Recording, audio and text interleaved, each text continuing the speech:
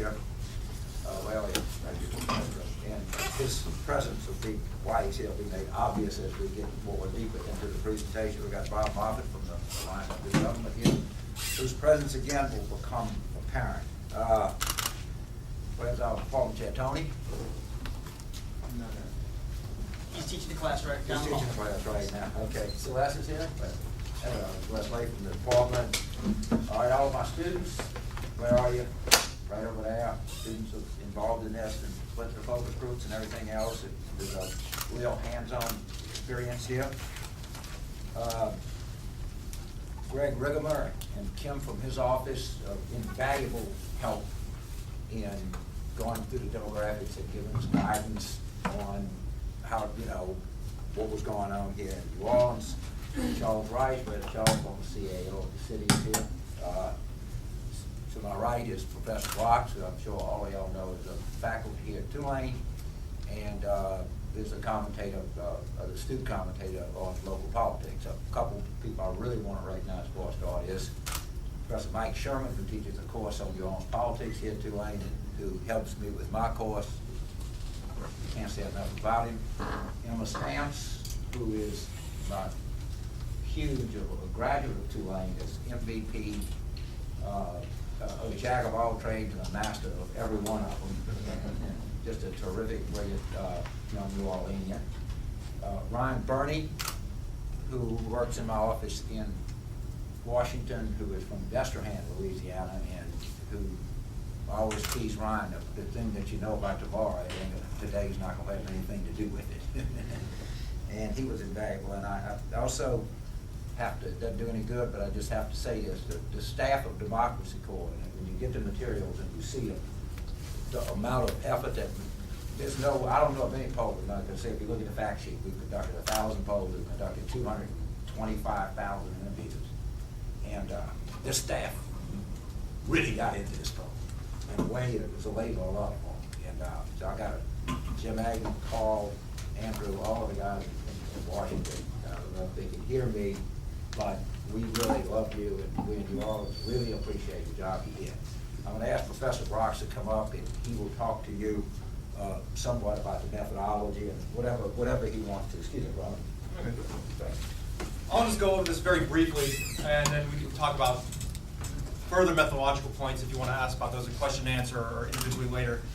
This instrument was developed by faculty in the Department of Political Science, as well as researchers in Democracy Corps, as well as the students in Professor Carville's Campaigns and Elections class this semester. They had a lot to do with addressing the topics that would be important to New Orleans and New Orleanian voters in the upcoming mayoral race. Following initial discussion, we conducted 2 focus groups in early March, in which we pre-tested some of these issues to make sure that we were covering all of the issues that would be important in the upcoming mayoral race. Over the first part of April, make sure I get the dates for you down, 5th through 14th, Democracy Corps conducted a telephone interview survey, 1,000 age-completed responses, a 22-minute instrument, but they were split so that we have 504 in our split samples. Margin of error on the full sample is a little over 3.1%, plus or minus. Margin of error on the splits is 4.3 to 4.4%. That is remarkable for a sample of this size, for a city of this size.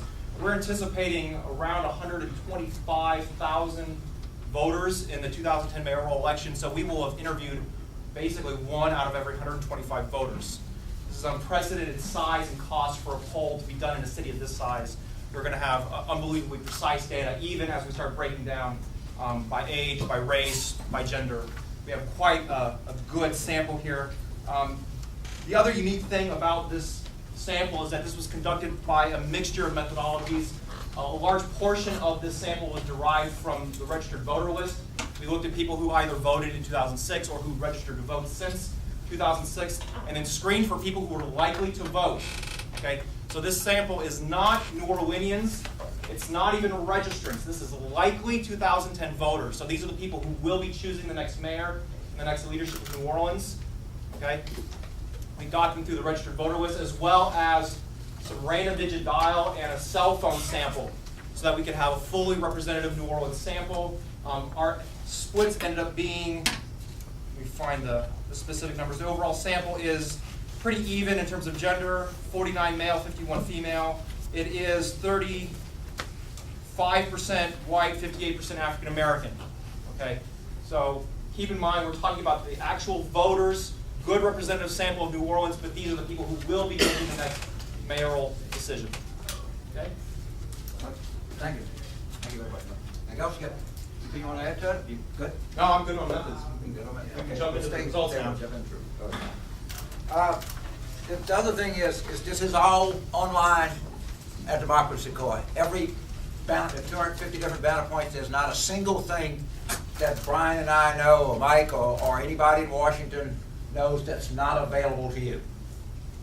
What we call ballot points. If you can mine this data. If you're some kind of a data freak, then your sum is accounted for. You never have to leave your computer. But it's all transparent. It's online. One other point is that the one thing I asked is what we call the cutoff rate.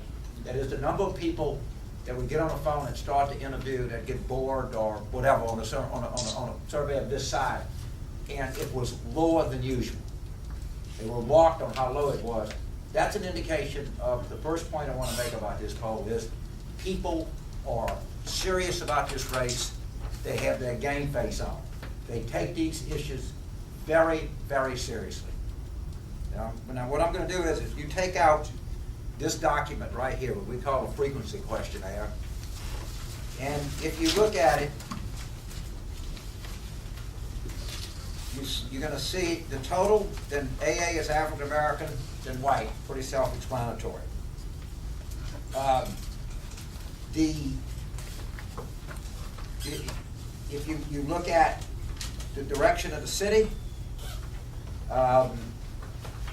everybody agrees the city's going in the wrong direction. No sort of surprise here.